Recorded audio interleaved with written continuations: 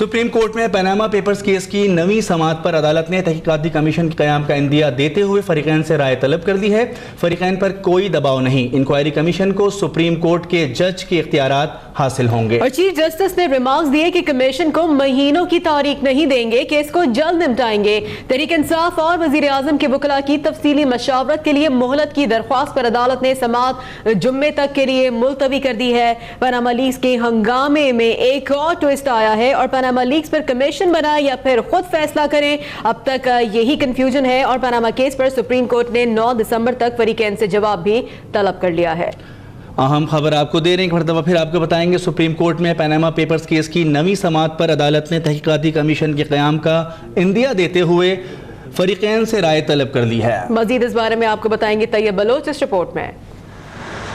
Panama leaks के हंगामे में एक और ट्विस्ट, सुप्रीम कोर्ट का सवालात के जवाब ढूंढने के लिए कमीशन का अंदिया। सुप्रीम कोर्ट ने कमीशन बनाने के लिए फरीकैन से राय तलब कर ली। सुप्रीम कोर्ट अनवर जहीर जमाली की सरबराही में सुप्रीम कोर्ट के 5 रुकनी बेंच के रूबरू वजीर आजम के वकील सलमान असलम बट ने दलाइल का आगाज किया। सलमान बट ने मरियम नवाज के वजीर आजम के जेरे किफालत होने के तासुर को मुस्तरद कर दिया। उनका मौक़िफ़ था कि वजीर आजम बेटी को अपने घर रहने की इजाजत दें तो क्या वो जेरे किफालत हो जाती हैं? वजीर आजम मरियम नवाज के गोशवारे जाहिर करने के पाबंद नहीं। जस्टिस अजमत सईद ने कहा कि मरियम के जेरे किफालत होने के मामले में आपके दलाइल अब तक नुक्ता हल नहीं कर पाए। मरियम ने अपने टैक्स गोशवारों में ज़रई आमदनी 21 लाख और सफरी अखराजात 35 लाख तक बताए हैं। जस्टिस अजमत सईद ने पूछा कि खसारे में फंसी दुबई मिल फरोख्त की तो वाजिबात कैसे अदा किए? सलमान बट ने बताया कि वाजिबात तारिक शफीक ने किस्तों में अदा किए। दुबई के बैंक 5 साल से पुराना रिकॉर्ड नहीं रखते, 40 साल पुराना रिकॉर्ड कहां से लाऊंगा? 1999 के मार्शल लॉ के बाद हमारी कंपनियों का रिकॉर्ड सील करके कब्जे में ले लिया गया।